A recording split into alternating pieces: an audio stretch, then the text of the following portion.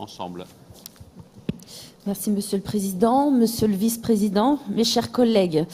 Mes propos seront complétés dans quelques instants par mon collègue Benjamin Prince, et ce sur votre proposition de nous porter candidat pour accueillir un EPR à la centrale de Gravelines. Pour ma part, je souhaite réagir à votre proposition de plan stratégique pour développer les énergies renouvelables dans notre région. Avec une consommation d'énergie finale représentant 12% de la consommation finale française, les Hauts-de-France sont la 3e région la plus consommatrice d'énergie après l'Île-de-France et Rhône-Alpes.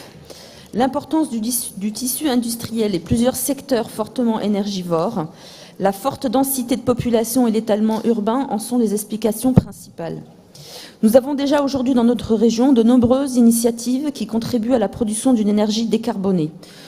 Depuis notre arrivée en responsabilité, nous ne cessons de les encourager, voire de les accompagner. Je pense par exemple aux énergies renouvelables de récupération, méthanisation, ou encore à la filière bois pour laquelle nous avons approuvé, lors de notre dernière séance, le cadre stratégique.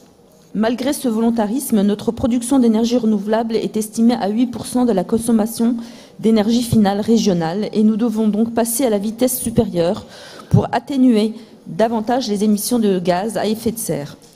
Cette ambition, notre collègue Nicolas Lebas l'affiche très clairement dans le SRADET avec un objectif de développement par 2 de la part des énergies renouvelables à l'horizon 2030. Et cette ambition, vous la déclinez à travers une stratégie d'intervention que vous nous proposez dans cette délibération. Le cadre a le mérite de la clarté que nous saluons aujourd'hui. Vous reprenez ici notre engagement de campagne en proposant de figer les objectifs de l'éolien à la hauteur de la production actuelle. S'il vous plaît, je vous en prie. Nous saluons votre courage politique. Puis, vous nous proposez d'appuyer la stratégie régionale en affichant des objectifs ambitieux pour les filières solaires, de bois énergie, mais aussi des filières d'excellence comme le biogaz, l'hydrogène ou la géothermie par exemple. Pour atteindre ces objectifs, nous pouvons nous appuyer sur nos savoirs régionaux, portés tant par les acteurs de ces filières que par nos universités et nos grandes écoles.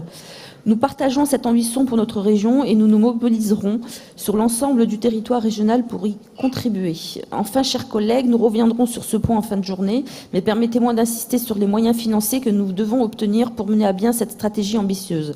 Je pense évidemment à la contribution climat-énergie qui a été instaurée en 2014, mais qui ne profite qu'au budget de l'État. Il ne sera pas possible de demander à nos collectivités d'investir toujours plus en l'absence de solidarité nationale. Je vous remercie.